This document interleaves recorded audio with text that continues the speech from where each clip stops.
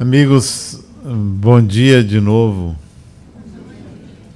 Muito fraco. Bom dia. Bom dia. Ótimo. Então nós vamos falar sobre Jesus. E eu gosto de começar esse tema rememorando minha relação com este nome. Não necessariamente com Jesus, mas com este nome. Minha formação de base é engenharia, uma formação técnica e racional. Então, não tive uma educação religiosa em família. Meus pais, embora católicos, não se ocupavam de dar essa educação religiosa aos filhos, porque eram muitos filhos, 10 filhos. 10 filhos, 9 problemas. Então, não se dedicaram a dar uma educação religiosa. Eu não sei por que vocês riram, né? Então, esse nome, Jesus, não era algo muito aceitável a mim, porque soava como algo piegas, algo muito mítico e religioso. E isto aconteceu desde a infância. Quando eu adentrei ao Espiritismo, 17, 18 anos, que eu comecei a ler sobre Jesus, eu não gostava da forma como Jesus era tratado, como lidavam, ou tudo que falavam sobre esse Jesus. Então eu tinha um distanciamento em relação ao que eu lia. Portanto, não era um distanciamento em relação à pessoa de Jesus, mas aquilo que era retratado nos livros e aquilo que me falavam sobre, eu achava um tanto quanto católico, como se Jesus fosse uma espécie de santo, ou de Deus ou semideus. Isso não me agradava. Não me agradava, eu não falava sobre este tema. Então, mesmo espírita, eu não gostava desse tema. Nada contra a pessoa de Jesus, mas o tema, o conteúdo, não aceitava. Não rezava para Jesus. Até que, lá pelos 35 anos de idade, isso já vão 25, eu tenho 60, eu passei a lidar com o tema Jesus de uma forma diferente. Me agradava a ideia da pessoa de Jesus não ter sido cristão. Me agradava essa ideia. Bom, ele não era cristão. E esta afirmação me levou a entrar em contato com a personalidade de Jesus. Então eu vou, a essa altura já estudando psicologia, eu vou tentar entender essa personalidade. Então Jesus não era cristão, era um judeu. Então ele não era como nós pensamos. Uma personalidade diferenciada, judeu de origem. E o judeu vê o cristão de uma forma diferente. Então ele era um judeu. E comecei a entrar em contato com certas interpretações do Evangelho, isto é, das palavras de Jesus, fora do convencional. Uma espécie de humanidade em Jesus. Uma pessoa que atua no mundo com uma determinação, um significado próprio, uma pessoa segura, uma pessoa que não se desviava dos seus interesses. Então eu comecei a analisar fora das convenções e dos escritos sobre Jesus. Eu não via o ser divino. Isso me agradou bastante. Até que,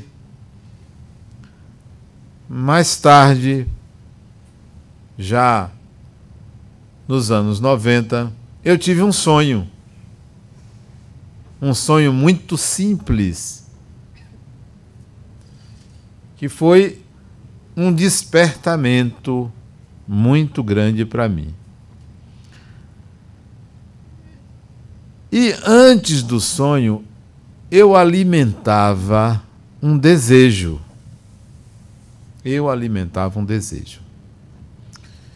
Eu era leitor assíduo e li todos os livros desse espírito chamado Emmanuel, cujo nome Emmanuel vem da assinatura dele.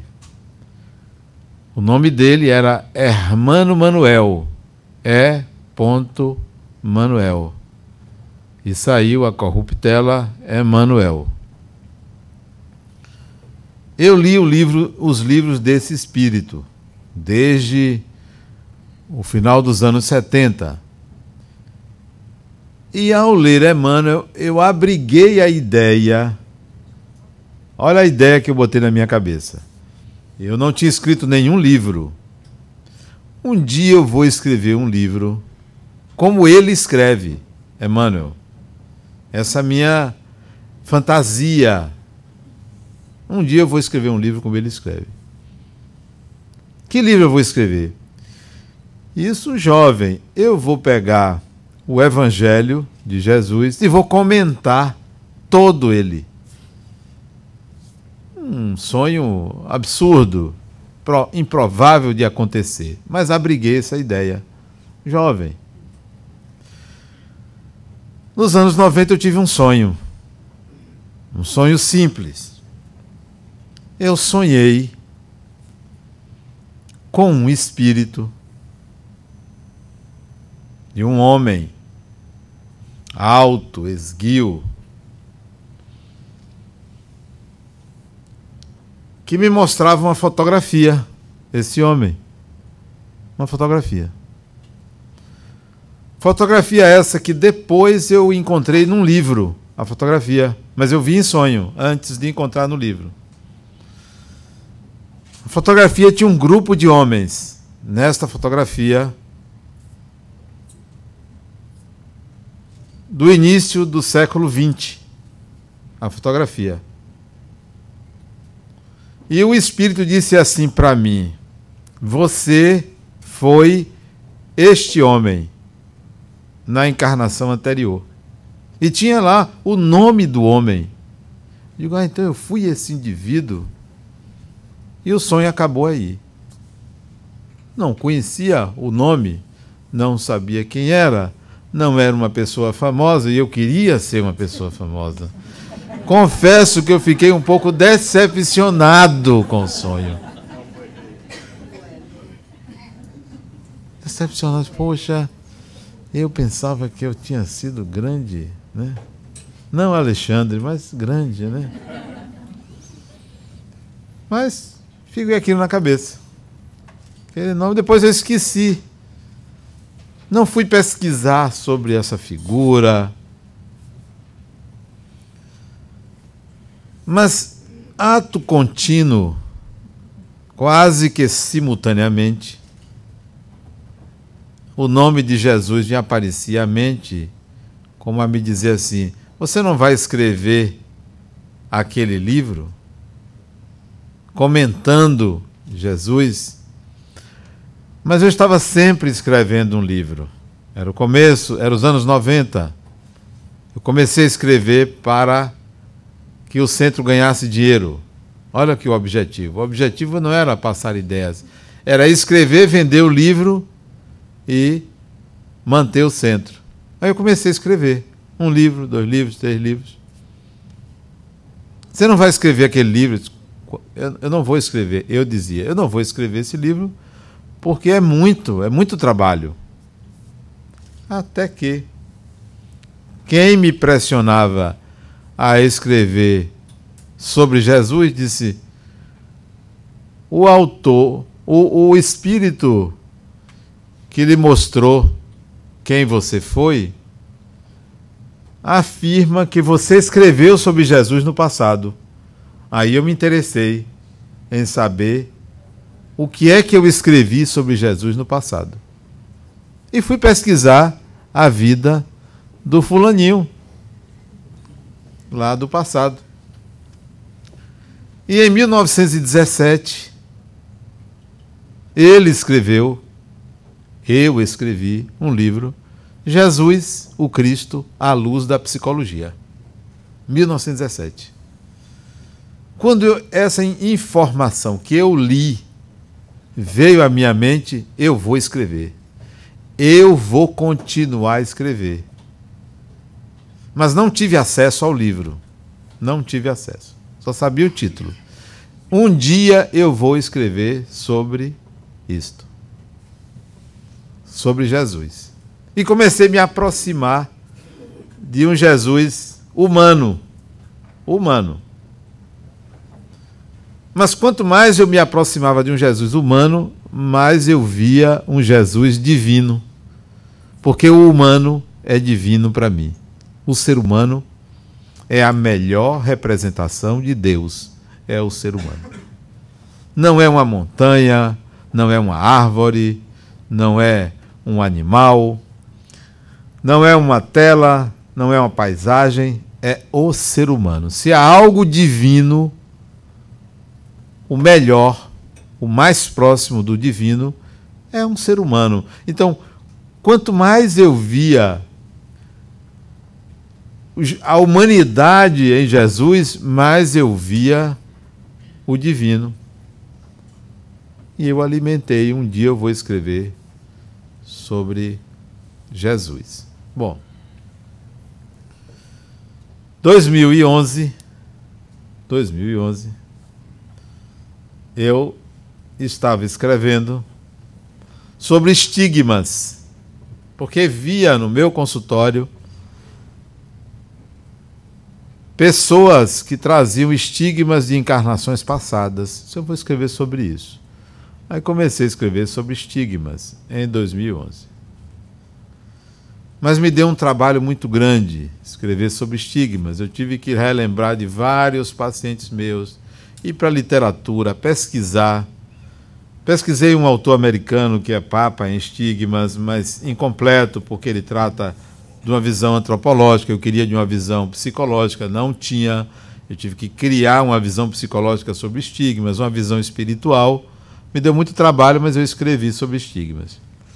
Entrei em contato com uma mulher fantástica, chamada Mary Shelley, já desencarnada. Foi muito proveitoso o auxílio que ela me deu para escrever sobre o tema. E eu, àquela altura, outubro de 2011, eu não pensava em escrever mais, pelo menos naquele ano, ou no começo do ano seguinte, dado o trabalho que me deu escrever sobre estigmas e entrar em contato com esse espírito, Mary Shelley.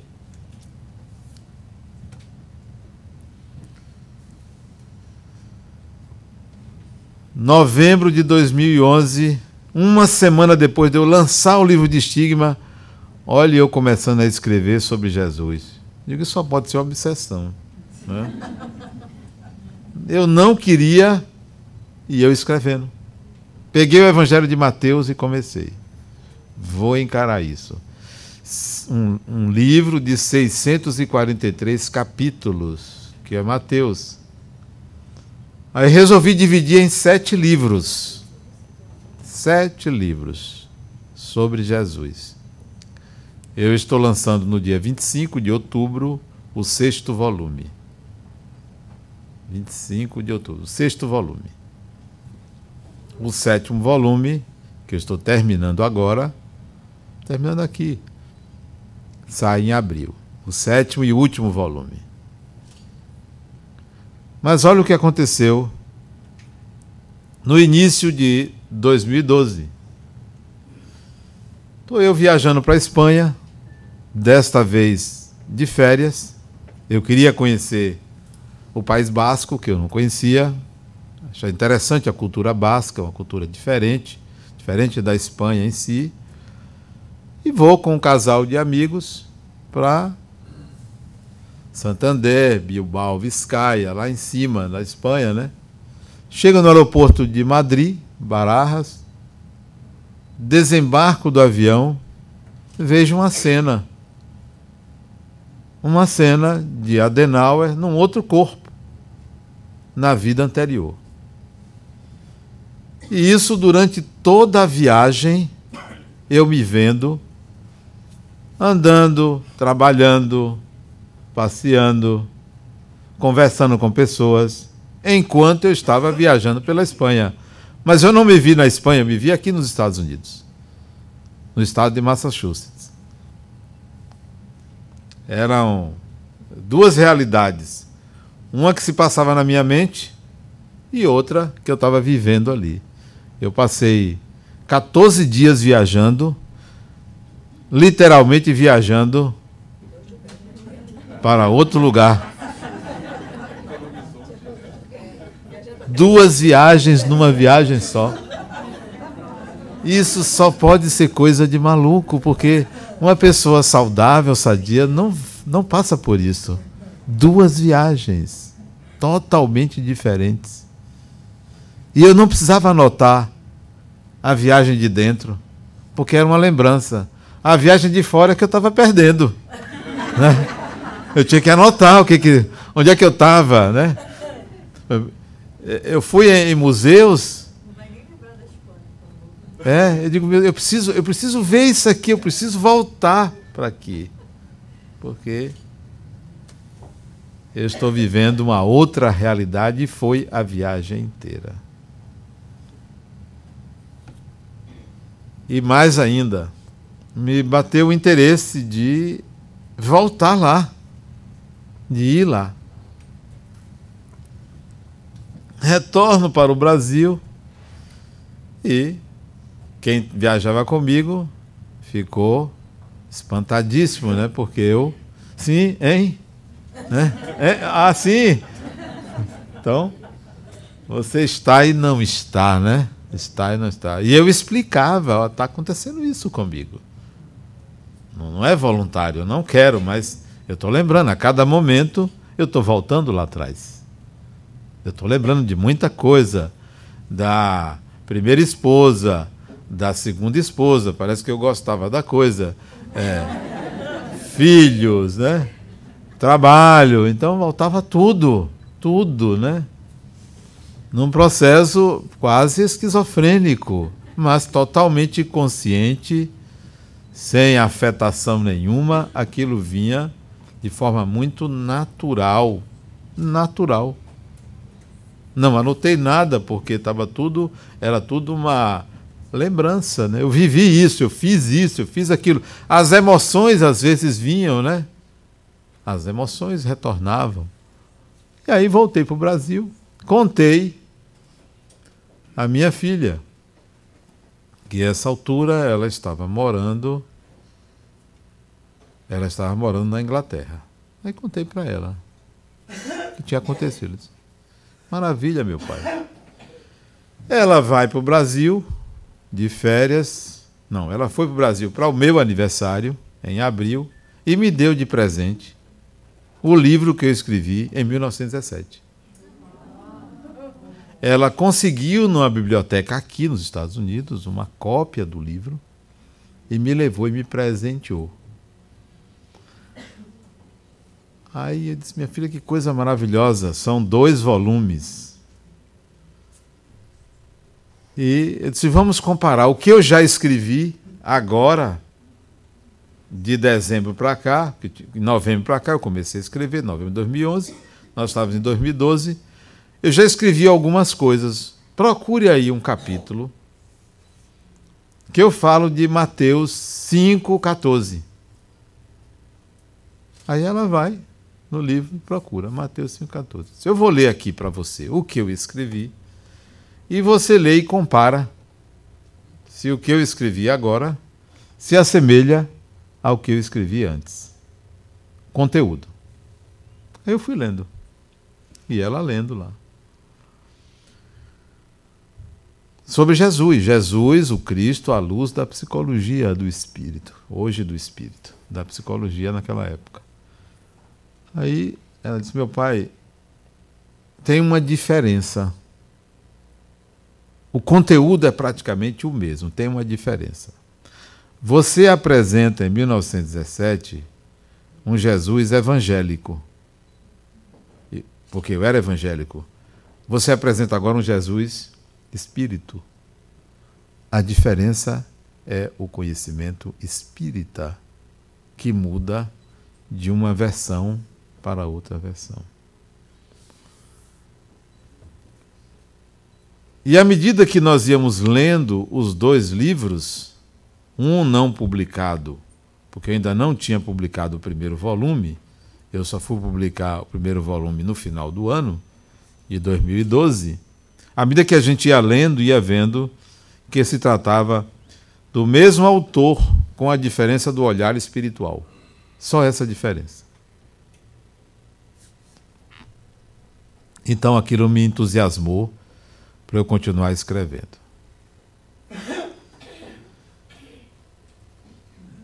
Não li todo o livro do passado, mas li os primeiros capítulos para não contaminar com a visão anterior. Tem alguns espíritos, por exemplo, que psicografam sobre psicologia, eu não leio para não me contaminar. Porque como psicólogo eu tenho uma visão, eu tenho uma base psicológica junguiana, então às vezes ler muito sobre outro autor contamina, eu não leio. Então não quis ler o que escrevi no passado para não me contaminar com uma visão anterior, que não me interessa agora uma visão evangélica, me interessa uma visão atual, diferenciada. Bom, ao escrever sobre Jesus, eu tinha agora uma outra intenção. Não me interessava escrever como eu escrevi no passado, uma visão doutrinária, exegética, isto é, interpretativa, religiosa da figura de Jesus. Me interessava agora diferenciar. Não queria uma interpretação conforme Emmanuel deu, conforme os autores clássicos dão sobre a fala de Jesus. Me interessaria uma visão diferenciada, pessoal. Não por uma vaidade, assim, essa é a minha visão, por uma necessidade de externar o pensamento.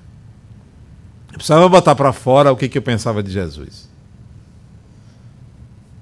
Então, e não queria competir com nenhuma interpretação clássica.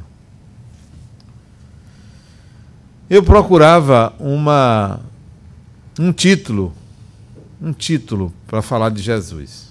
Procurava um título, não achava na minha cabeça.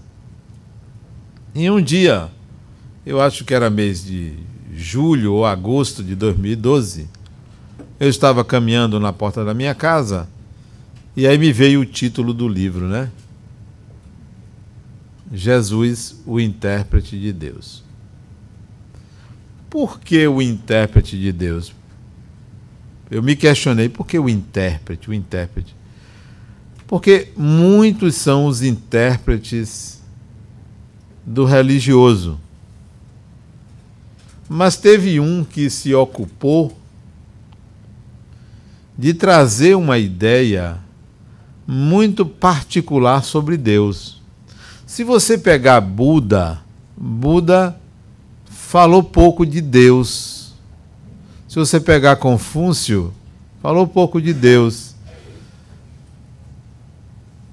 Jesus fala muito de Deus. É a palavra mais utilizada na fala dele, na expressão o reino de Deus, o reino de Deus. Então, a escolha do título, que não foi minha, foi espiritual, vem por conta de uma personalidade que se ocupava de explicar o que era Deus para ele. Daí, Jesus, o intérprete de Deus. E aí fiz o primeiro volume, Lancei, fiz o segundo, o terceiro, o quarto, o quinto, agora o sexto, que já está... A gráfica deve entregar esses dias lá em Salvador para lançamento. E estou terminando o sétimo com uma sensação de que eu escrevi um rascunho.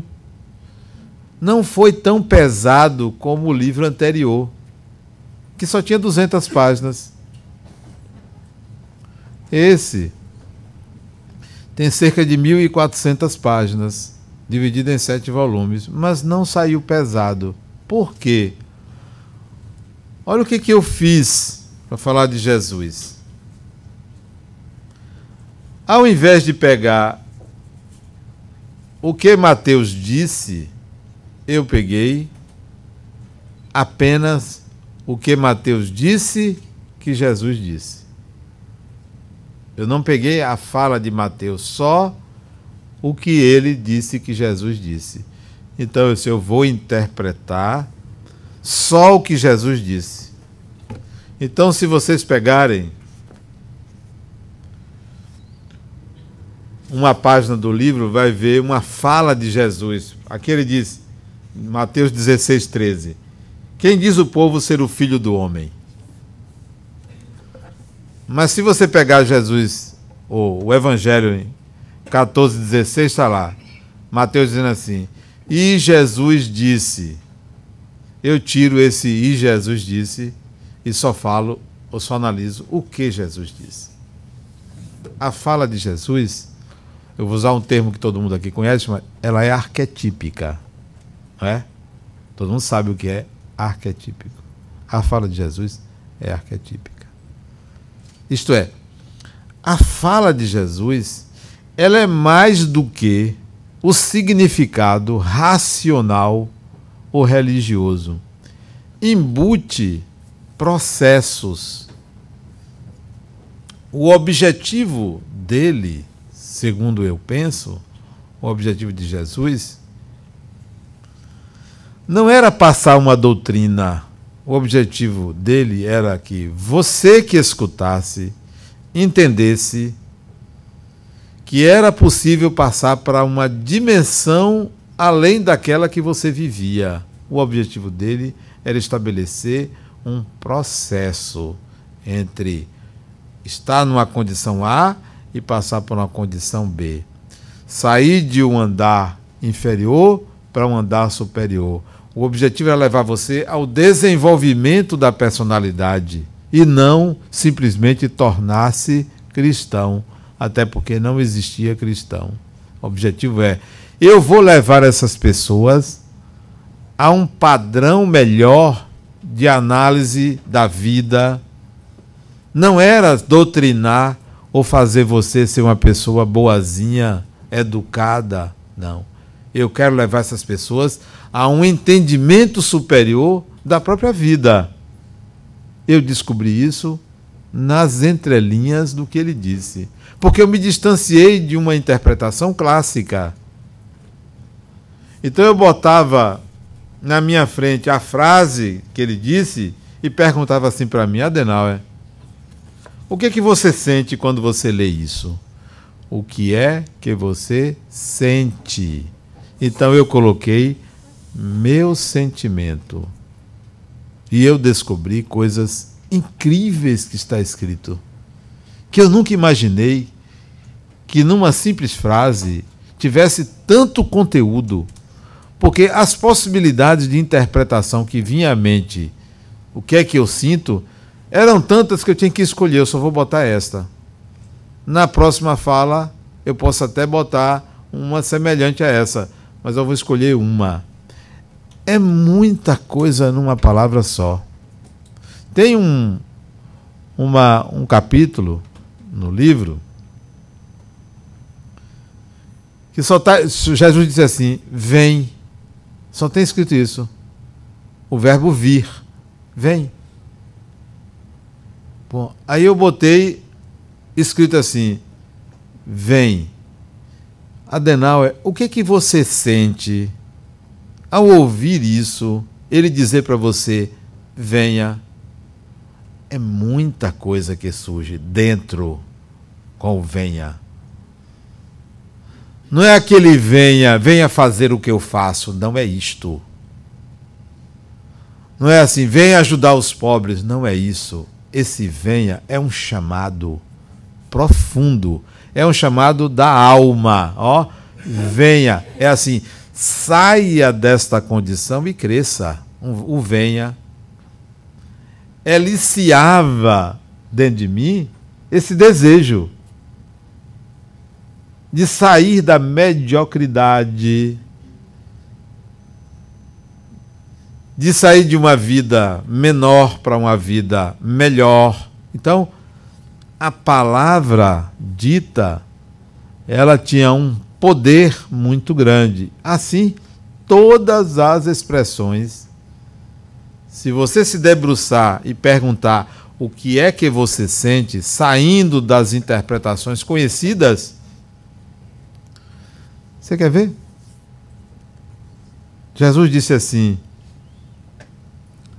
perdoa 70 vezes 7 vezes. E eu botei escrito isso e me perguntei, Adenal, o que é que você sente ao ouvir isso? Perdoa 70 vezes 7 vezes. Aí eu fui a Cabala. Vou estudar o número 7. Vou estudar o número. Me deu vontade de estudar o número 7. O que tem nesse número? Eu fui a Cabala, que é um conhecimento judaico antigo. Gosto muito da cultura judaica. Não é à toa que Jesus era judeu. Então, eu fui estudar o número 7. As 7 etapas do processo de transformação. Me levou a estudar alquimia. Fui estudar alquimia. Uma simples expressão. Estudar alquimia.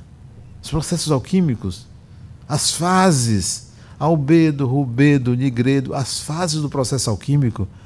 Não é possível que aquele homem chamado Jesus conseguisse resumir tanto conhecimento numa frase. Porque ele não disse perdoai 6 vezes 66, nem 5 vezes 55, ele falou 7 vezes 77. Que número é este? Me interessava isso. E não as interpretações clássicas do que é perdoar 7 vezes. Eu disse, por que ele escolheu 7? E aí fui estudar. Então, cada frase me levava a estudos que eu nunca imaginei que eu iria fazer. Estudos particulares, pessoais, né? Isolados. Isso 2012, final de 2011 para cá, 12, 13, 14, são 4 anos me debruçando sobre essa figura. E aí acontecia um processo que eu só me dei conta porque meus amigos começaram a falar. Um processo de mudança na personalidade. Eu comecei a ficar uma pessoa mais zen. E eu não gostava de ser zen, eu gostava de ser mais atirado, né? Baiano. Mudando assim certos hábitos, digo, Adenal, você não é isso, rapaz. A influência do tema sobre a personalidade. Eu me dei conta disso, mas digo, sabe uma coisa? Se você entra num projeto, entre com a alma. Entre com a alma. Não se proteja. Entre com a alma. Entre de cabeça. Entre com vontade. Entre com paixão. Então, sabe uma coisa? Se o preço é esse, que seja esse preço. Eu vou. Eu vou. Não entre meia boca, né? Tudo que você quiser, dê sua vida, porque você só se realiza assim. O processo de realização de uma pessoa é um processo de entrega de si mesmo. Não queira viver pela metade, né? Não queira ser uma pessoa mais ou menos. Então eu digo, sabe uma coisa, eu vou pagar esse preço, vamos embora. Não é isso? Né? Meus amigos chegam assim, Adenal, cuidado para você não bichar. Eu digo, não tem problema. Se tiver que ser, será. Perdi totalmente, me despreocupei disso. O que é que tem? Qual o problema? Então, eu via uma mudança na personalidade, né? E no começo eu estranhei, depois digo, sabe uma coisa, que assim seja, me agradou essa mudança, por conta do conteúdo, por conta do contato, não com o Espírito, longe de mim pensar num contato, mas eu sentia que o contato com o espiritual se abria mais, né? Se tornava mais natural, né? Destituído de conceitos, de padrões, né? O conhecimento deve ser uma coisa que você trate e extraia dele a naturalidade. Porque tem pessoas que sabem as coisas e enrijecem o conhecimento seguindo a vida de acordo com aquele conhecimento. Isso é um equívoco. Extraia do conhecimento a sabedoria, porque senão você vai viver dentro de padrões que não são seus. A vida tem que ser naturalizada. Se você não naturalizar a vida, você vive dentro de uma camisa de força, né? Tem que naturalizar, tudo tem que ser naturalizado, porque tudo é humano. O que você não naturaliza, ele se torna uma prisão para você. Então, o conhecimento a respeito de Jesus foi para a naturalizar. A relação com os espíritos, uma relação naturalizada, e não uma relação artificial. Ah, mas eu sou espírito fulano de tal. E daí? Eu sou Adenauer, né? João é João, Maria é Maria. Não tem nome, não tem título. Ah, eu sou espírito de luz. Eu também sou. Minha pode ser uma vela, mas também sou de luz. Não tem esse negócio comigo, não. Ah, eu sou obsessor. Também, às vezes também eu sou. Comecei a retirar o peso que nós colocamos no espiritual. Um peso enorme, né? Cânones pré-estabelecidos que não libertam. E escrever sobre Jesus me levou a uma libertação desses cânones, né?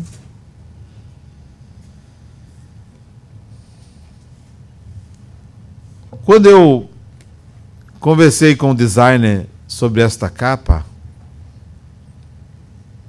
ele me perguntou, aliás, ele tem uma prerrogativa fantástica na vida dele, o designer, né?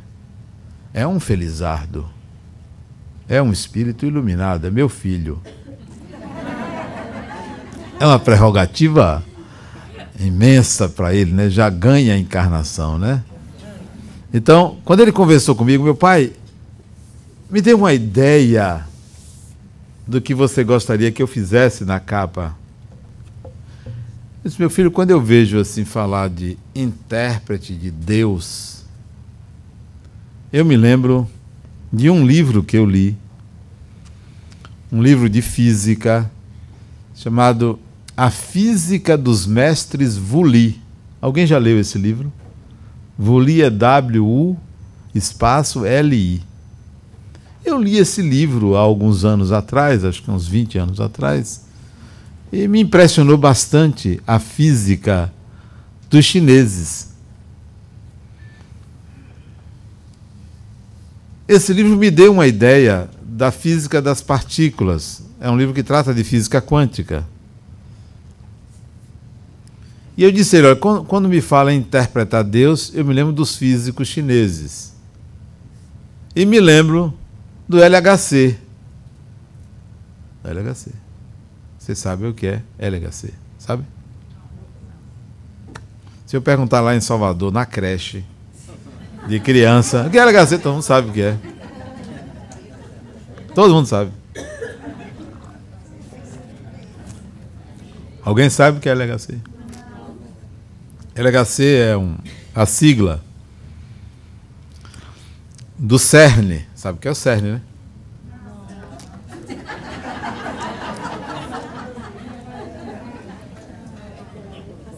Sabe? O LHC é um acelerador de hadrons. Hadros. Não entendem?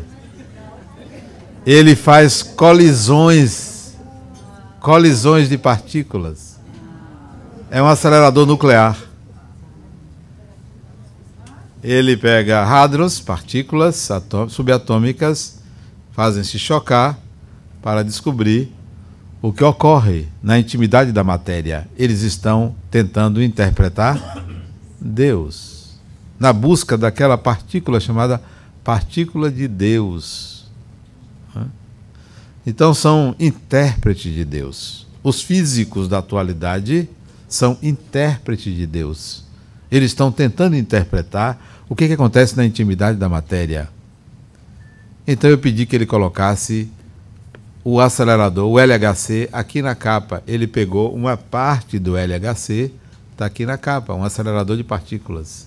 Porque Jesus, ali, ó, Jesus é também um intérprete de Deus, como um físico é um intérprete de Deus. Só que o físico está buscando na intimidade da matéria.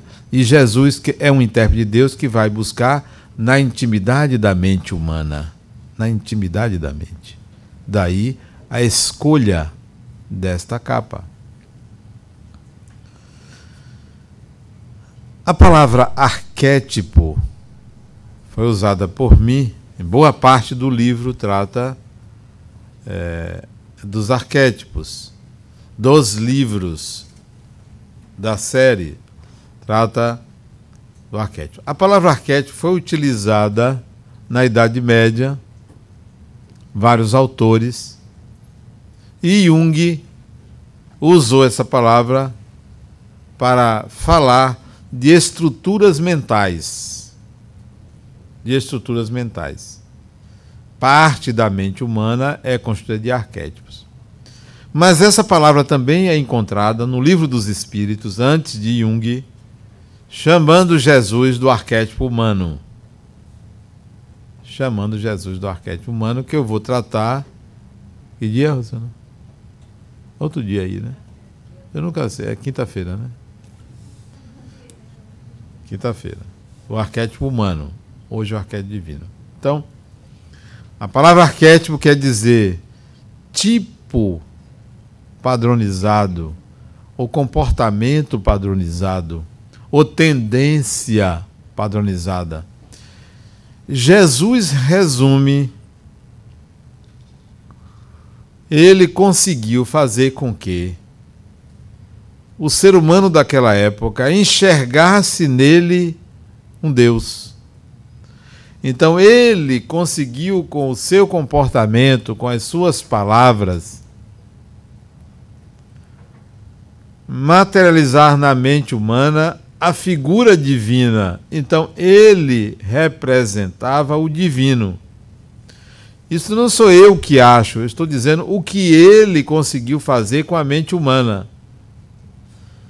Isso se chama transferência pelo mecanismo da projeção.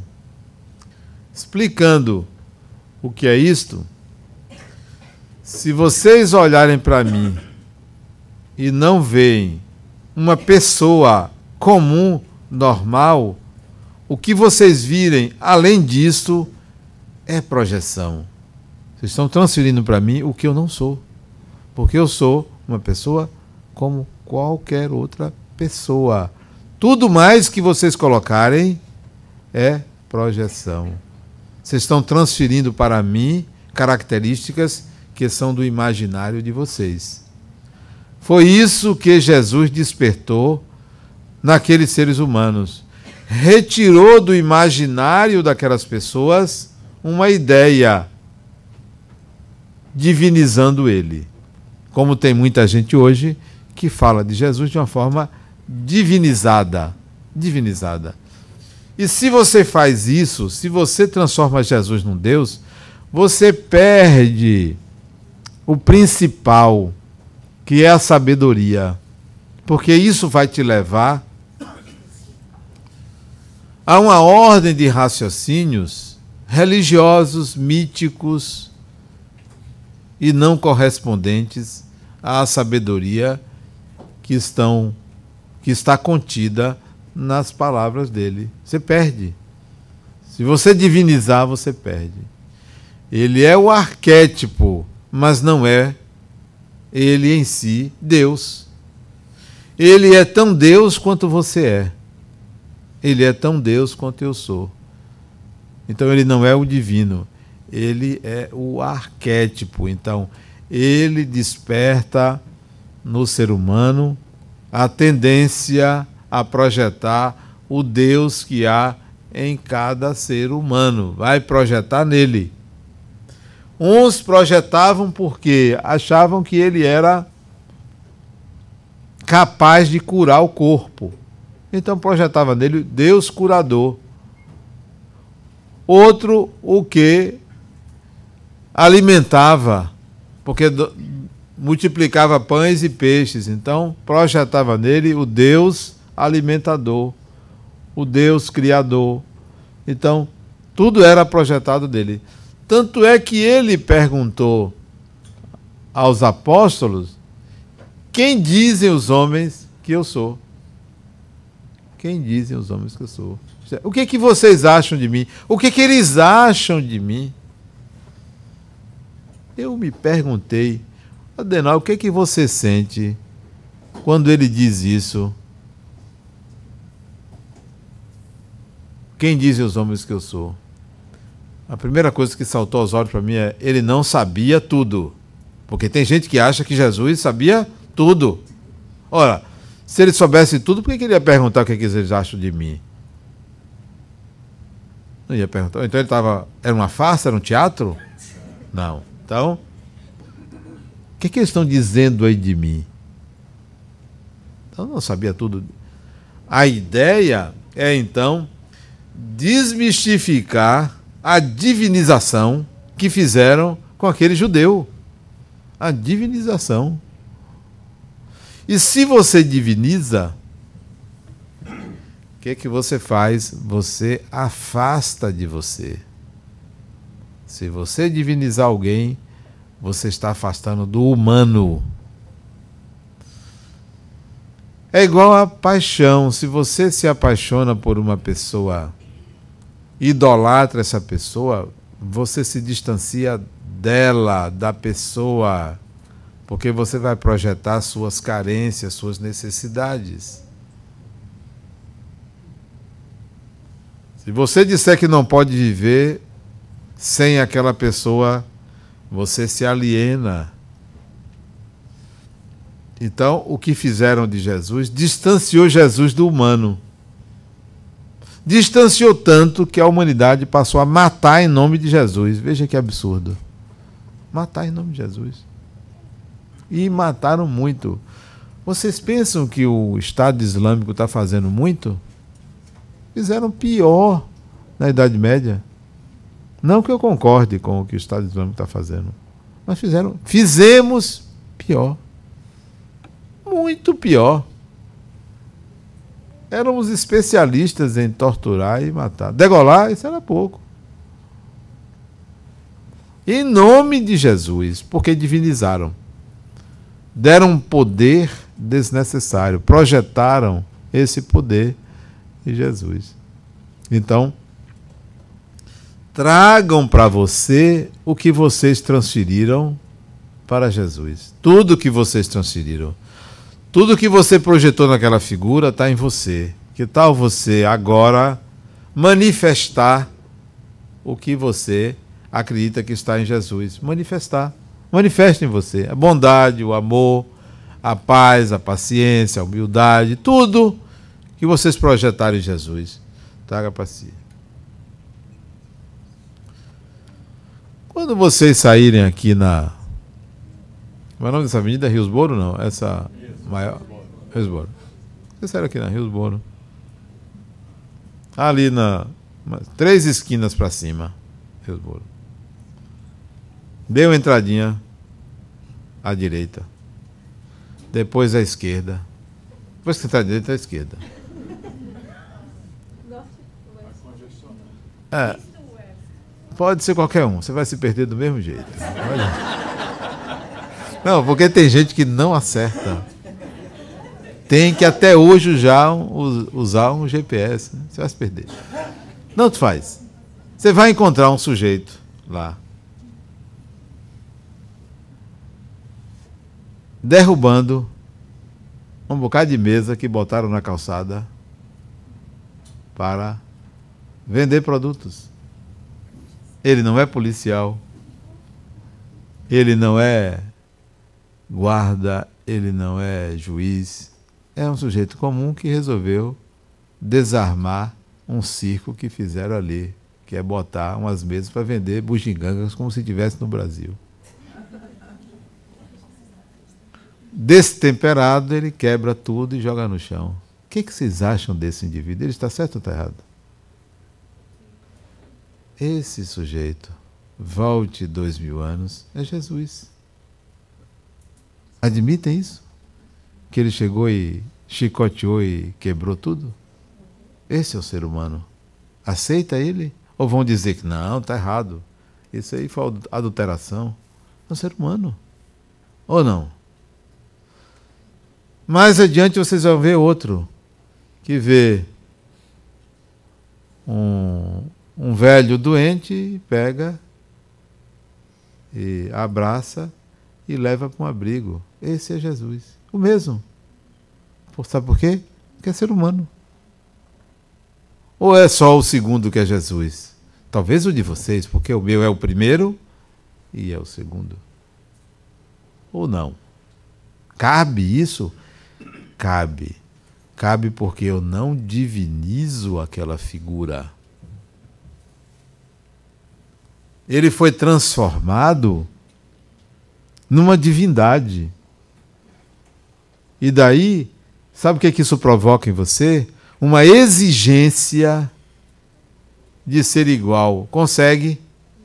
Não consegue, nem vai conseguir, nem tem que conseguir. Porque você superlativiza, exacerba as qualidades. Então você vai dizer sempre, eu não consigo, porque você divinizou.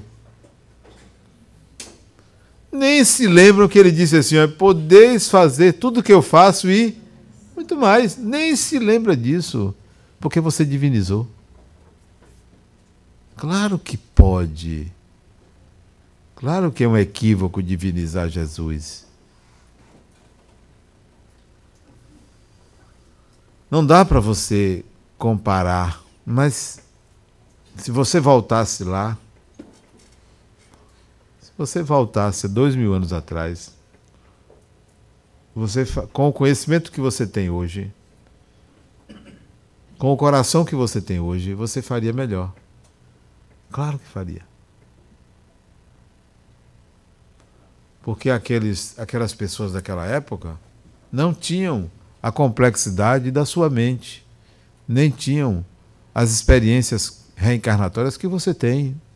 2000 anos, divida aí por, no mínimo 100, são 20 encarnações, 21. 20 a 40 encarnações você teve de lá para cá. É muita coisa, muita experiência, muito conhecimento, muitas histórias. Não se deprecie, porque a tendência é você, porque divinizou, vai se depreciar. Você caminhou muito. Mesmo com aquelas besteiras que você faz. Claro. Ou não? Não se julgue pelos atos inadequados que você comete, porque se você for por aí, não sobra ninguém. Não sobra ninguém. Então, se você passasse lá na Riosboro, segunda à direita, primeira à esquerda, encontrasse aquele sujeito jogando caixote fora, derrubando mesa, você seguiria ele? Seguiria? Não, não seguiria. Então você vai recortar o sujeito por uma experiência? Você vai julgar uma pessoa por um ato? Não pode. Não pode julgar uma pessoa por um ato. Ah, fulano agrediu fulano. Pronto, você estigmatizou a pessoa, ela só é aquilo? Por quê? Por que fazemos isso? Não, uma pessoa não é um ato. Uma pessoa não é um ato. Nem é uma encarnação, quanto mais um ato. Mas a gente tende a enquadrar pessoas no recorte que a gente faz daquele momento. Não pode ser isso. E como Jesus não pode ser enquadrado neste ou naquele tipo, por esta ou aquela atitude. E não se esqueça que nós temos um Jesus mitificado. Mitificado. Totalmente fabricado pelo arquétipo religioso. Totalmente fabricado. Eu vou ao ser humano. Quem era aquele ser humano? Eu quero entrar em contato com aquela história. Quando ele passava nas ruas, seja de Jerusalém, seja onde fosse, as pessoas não olhavam e diziam: "Oh, ali está Deus". Desconfiavam. Quem é esse sujeito que anda, todo mundo anda falando que ele cura? Que ele... Desconfiavam. Não tinha o valor que a gente está se dando hoje. Não tinha. Ninguém tinha noção do que sairia dali. Dali saiu uma doutrina que foi construída pela civilização. Não foi ele que construiu essa doutrina. A doutrina cristã não foi Jesus que construiu. A doutrina cristã foi construída pelas civilizações que vieram depois. Se vocês pegarem a história do Império Romano, você vai ver muita coisa romana no Evangelho. Muita coisa foi enxertada. Então, é algo fabricado pela civilização e que você deve extrair dali algo profundo, além das palavras. Então, voltando à fala do perdoar 70 vezes, 7 vezes.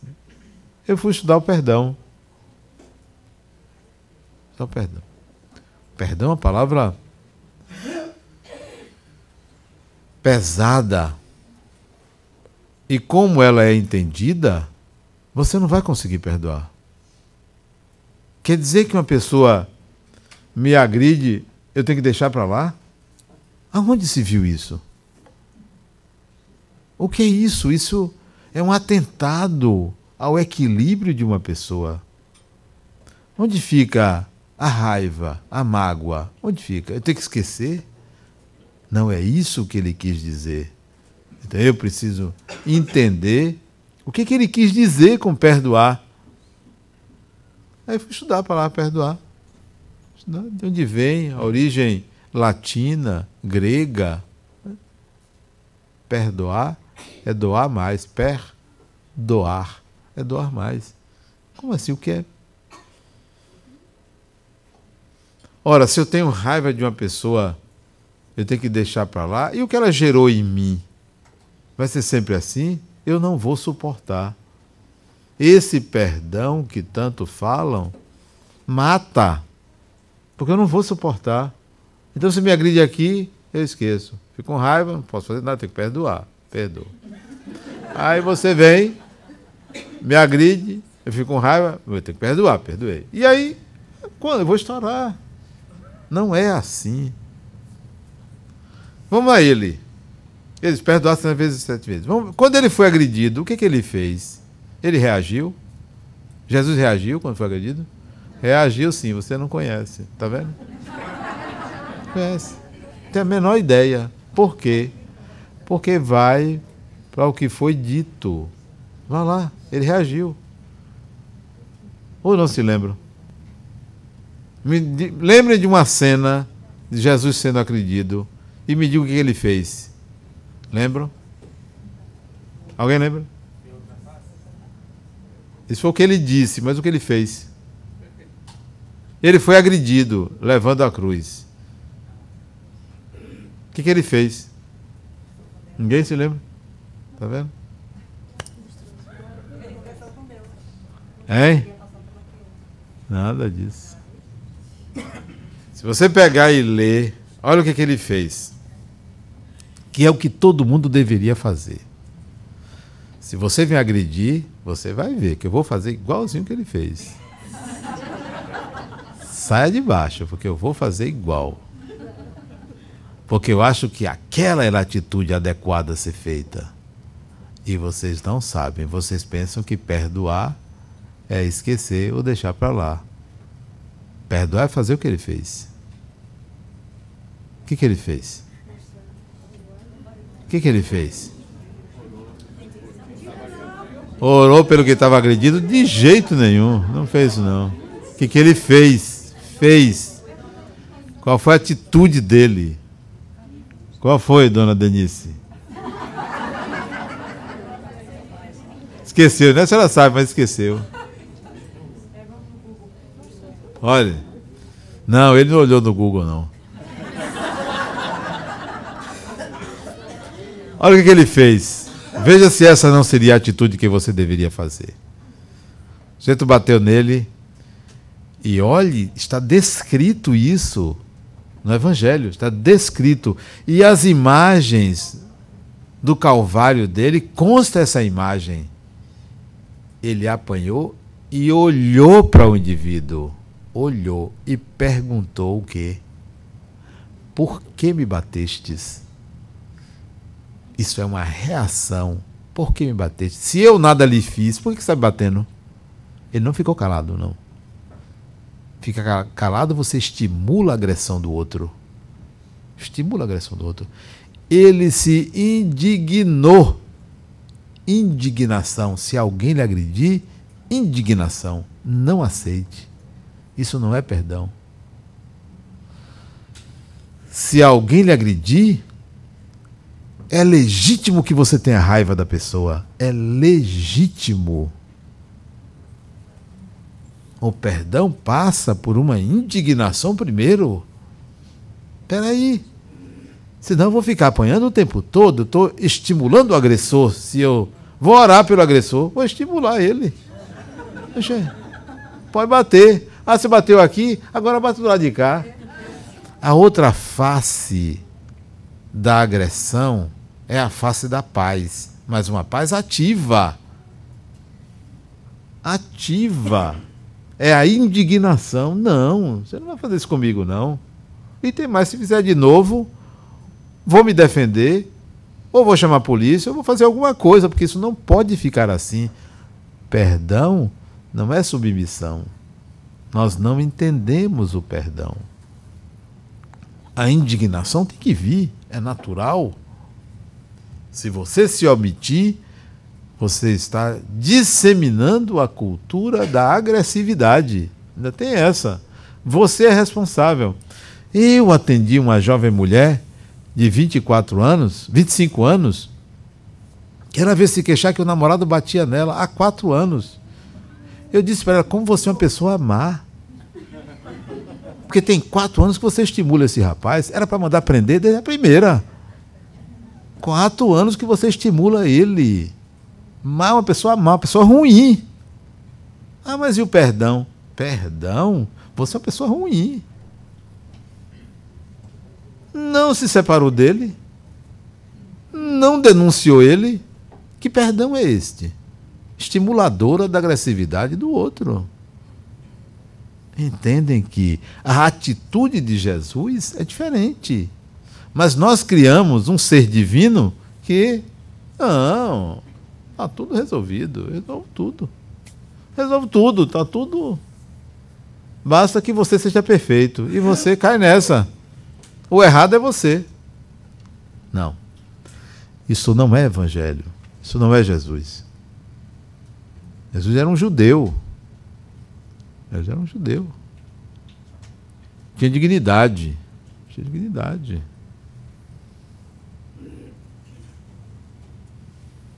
Não podemos continuar olhando a figura de Jesus como quem vê uma luz.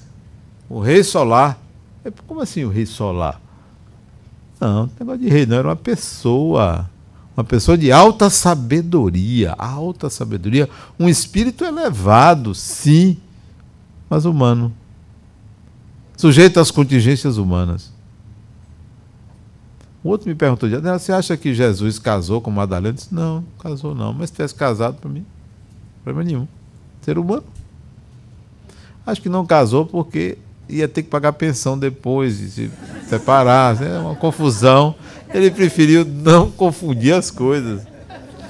Mas isso não diminui, não, não diminui a pessoa, o ser humano. A divindade está em ser humano. Quer ser uma pessoa divina, seja humana primeiro. Quer se espiritualizar, se humanize. Nós vamos nos humanizar, né? Estabelecer uma relação pessoa a pessoa, não uma relação pessoa e iluminado. Somos todos iluminados, né? Somos todos passíveis de alcançar essa iluminação. Então, mas voltando, à medida que eu fui escrevendo, eu fui me dando conta do quanto distante eu me colocava das interpretações clássicas, da visão de um Jesus mítico, né?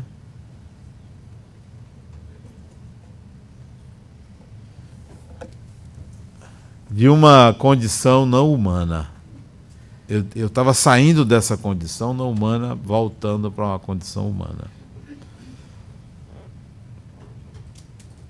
Foi, e aliás tem sido, porque eu estou no último volume, tem sido uma experiência extremamente gratificante.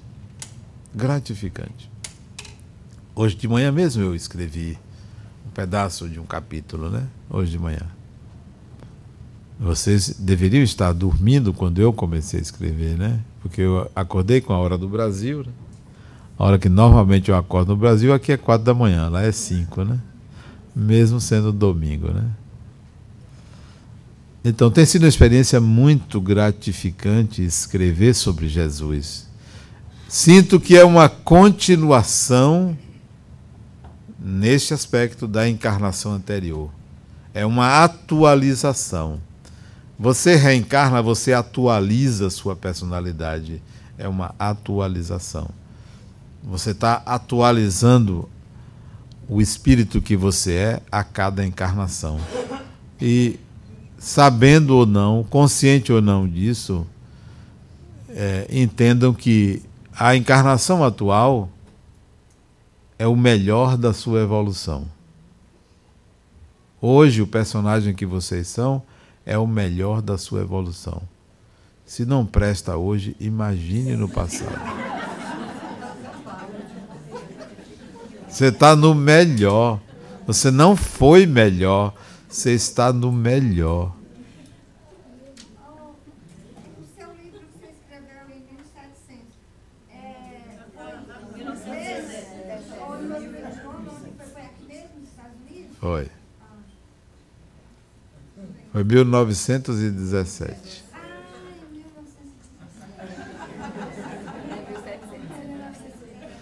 Interessante que eu fui no local onde eu morei.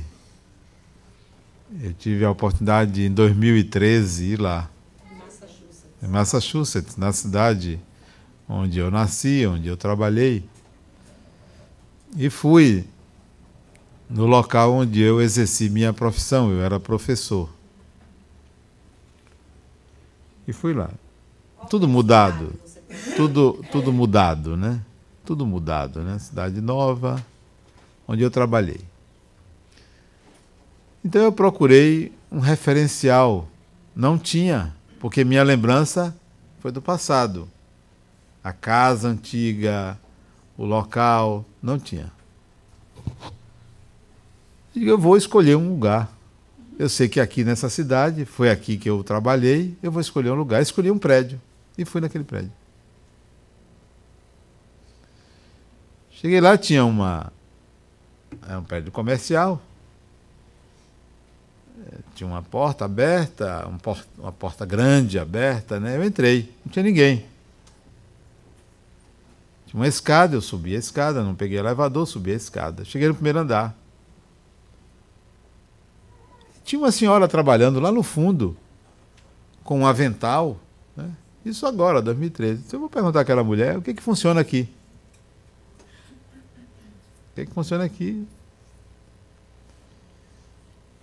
Eu pensei que era da limpeza, ela. Aquilo ali era um prédio, funcionava uma universidade, uma faculdade. E ela era responsável, era chefe de um departamento nessa universidade, estava lá fazendo um cafezinho. Aí eu disse por que eu estava ali. Falei que eu estava interessado na vida daquela pessoa, eu estava estudando a vida daquela pessoa. Não podia dizer a ela que era eu, né?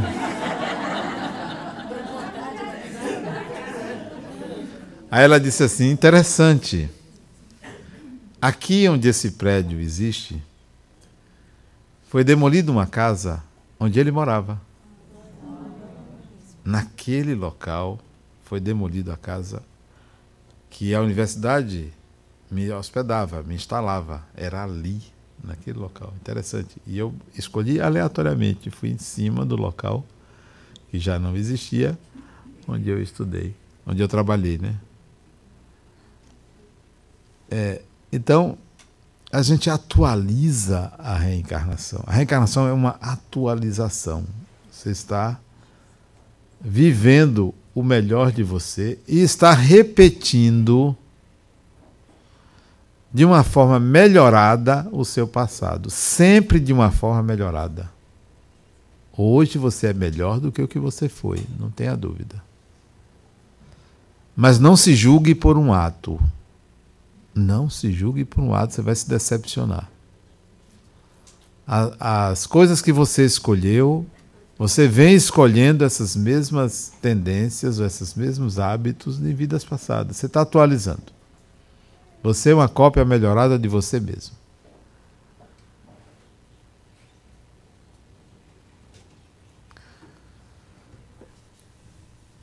Vou terminar de escrever esse livro agora em janeiro, devo terminar, para lançar em abril, terminar a série, e já tem alguns livros engatilhados. O negócio não para, é uma cachaça. É uma febre isso, né? É uma tendência que volta e você tem uma espécie de vontade de escrever, né? Uma vontade constante de escrever. E isso em meio à família, trabalho, né? Lazer, isso não atrapalha a vida da gente, porque isso acontece de uma forma muito natural, né? Embora eu sinto que há uma necessidade de recolhimento, né? Quando eu estou escrevendo, me alieno um pouco da realidade, mas eu quero logo voltar à realidade, né? É muito gostoso viver, é muito bom viver, né? É muito maravilhoso viver. Você não pode perder o time da atual encarnação. Você não pode perder isso aqui, né? Isso aqui é muito precioso. A vida é muito preciosa. Você não pode viver de outra encarnação. Você não pode viver do mundo espiritual. Você tem que viver essa vida. Essa vida aqui contém muita coisa boa de se viver. Boa no sentido de aprender, de crescer, de se desenvolver, né? E esse contato com o nome de Jesus, cada vez mais me coloca em contato com a vida, com a realidade, e não me tira da realidade, né? Que é um equívoco você ficar pensando em Jesus e achar que você é um anjo, ou que tem que ser um anjo, né? A vida não pode ser desprezada de forma nenhuma, né? Convido vocês à leitura, se bem que é uma leitura um pouco insossa, eu não gosto muito de meus livros.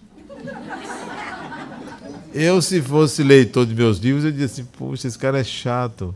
Porque eu não tenho uma preocupação de romancear, de florear. Eu escrevo o que sai de dentro de mim. O que sai eu boto, eu vou colocando. Então, não é uma coisa assim que você possa ficar lendo sequencialmente. Esses livros são livros de consulta. Esses 7 livros, eles pegam desde o primeiro capítulo de Mateus até o último capítulo de Mateus. Não precisa ser uma leitura sequenciada, você pode ler aleatoriamente, né? E o Espírito me aconselhou a escrever capítulos com 370 caracteres. Então, todos os capítulos têm 370 caracteres, né? Eles começaram com 370, mas com a revisão, a revisora acrescenta uma coisa ou outra, mas eles começaram todos com 370 caracteres, né? Cada capítulo. Então, e mais do que isso, são livros que são doados. Eu não tenho qualquer vantagem financeira sobre os livros, sobre meus livros, que eles não me pertencem, eles são doados à Fundação Lar Harmonia, né? Então, se não tiver bom o conteúdo, pelo menos vocês fizeram uma doação à Fundação Lar Harmonia, né? Alguma pergunta? Você comentou dos 77, ia falar do 7 e acabou.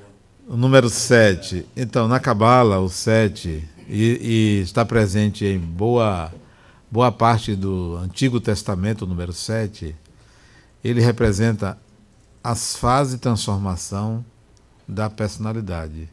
Então, a personalidade se transforma em 7 partes, em 7 fases. Então, o número 7 significa processo de transformação. Não é o 6, não é o 5. O 5 é um número que fala da capacidade contentora, de oposição. Então, cada número ele tem um significado, que é a origem do número. Então, a origem do 7, quando o ser humano chegou ao número 7, ele chegou falando dos processos de transformação, de mudança em si mesmo. Então, o 7 significa processo de autotransformação, né? O 1 tem um significado, o 2, o 3, até o número 9, né? O número 0 é um número recente, né? Não existia o 0. O 0 foi uma conquista de 3.000 anos, 2.500, 3.000 anos atrás. Não existia esse número, né? Número novo. Porque é impossível pensar no nada, né? Ok, gente? Então, já que vocês não têm nada a perguntar, agradeço a você. Diga.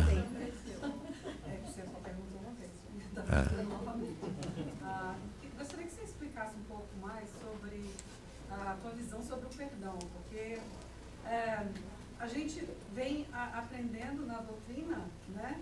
Acho que uma coisa completamente um pouco diferente do que você botou hoje. Então, eu gostaria de entender, porque eu entendo como você colocou, mas também entendo que se a gente vem buscando, você falou, tem que humanizar-se. O que é humanizar-se em busca de você se tornar uma pessoa melhor? E o que isso significa colocando para o perdão? O que seria isso? Isso. Porque, tipo assim, se a gente também partir para eu sempre vou estar respondendo, então a gente também vai estar incentivando sempre essa continuidade da raiva, da agressão, do que existe hoje no mundo. Veja, como é seu nome? Marineide. Marineide, veja o que eu faria se eu tivesse que perdoar você. Eu teria que primeiro saber o que você me fez que me gerou raiva. Porque se eu preciso perdoar, eu tenho raiva. Sempre. Perdão parte do princípio de que você foi afetada emocionalmente pelo outro. Então, eu preciso saber o que você me fez. Tomar consciência exatamente o que me fez.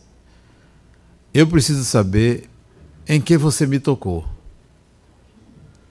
Que vulnerabilidade eu tenho para você ter me tocado. Isso tudo antes de perdoar. Eu tenho que aproveitar que você me tocou, porque se você me tocou, você apresentou uma vulnerabilidade em mim, eu preciso saber que vulnerabilidade é esta.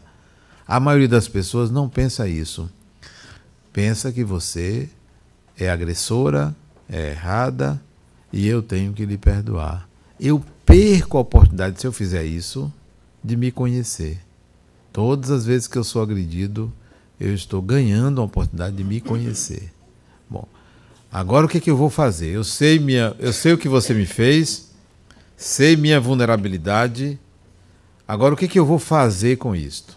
para que você não faça mais isso, para que eu cresça. Olha o detalhe agora, para que você cresça. O perdão tem que partir do princípio que ambos têm que crescer. Bom, para você crescer, eu vou ter que apontar sua vulnerabilidade. Eu já vi a minha, já sei como resolver a minha. Eu tenho que apontar sua vulnerabilidade. Isso se chama indignação em mim. Eu vou dizer a você o que você fez. Vou entender as suas razões. Vou legitimar sua razão. Se eu não tiver oportunidade de contato com você, porque você me agrediu e foi embora, eu vou pedir a Deus que oportunize um dia estar com você, viver uma experiência para modificar essa história. Eu vou desejar isso. Então, o perdão cresce ambos. Ambos crescem. E se você me fizer alguma coisa que eu considere grave e que você precisa de uma lição legal, eu vou aos meios legais. Porque você precisa de uma lição, você precisa aprender. Se você me bater, eu vou à polícia. Primeiro eu vou tentar me defender, sem lhe agredir. Depois eu vou à polícia. E assim sucessivamente, depende do que você fizer. Se você atirar em mim e me desencarnar, eu gostaria que você fosse presa. Porque você matou uma pessoa. Mas não vou estar ligado ao seu karma. Porque não vou querer estar ligado ao karma de uma pessoa que me matou. Que chega a esse ponto. Não esqueça que o assassino de uma pessoa é assassino dela. Ele não é assassino. Voltando para mim. Existe um meu assassino e não um assassino. Ele é meu. Porque se ele me matar, ele é o meu. Ele está dentro do meu propósito, dentro do meu karma, dentro do meu destino. Os outros assassinos não são meus. Não me preocupa. Não me preocupa sair na rua e alguém me matar, porque só existe um meu assassino. Como eu sei que não precisarei desencarnar assassinado, não existe o meu assassino, entende? Não há. Posso transitar com assassinos aí mortais, mas não me matará, porque não há o meu assassino no meu karma, porque não há essa predisposição em mim. Então, o perdão é um processo que envolve compreensão, indignação, envolve ambos crescerem e uma oportunidade em que isto aconteça, ou juntos ou separados. A mágoa é atraso. A raiva não, mas a mágoa é atraso. Entendeu?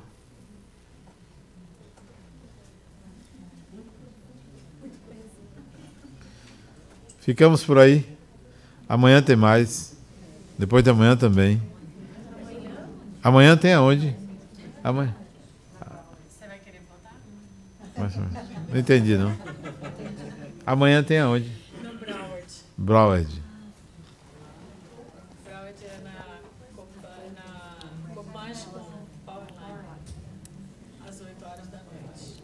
Quanto custa o livro, Marisa, lá fora? Só?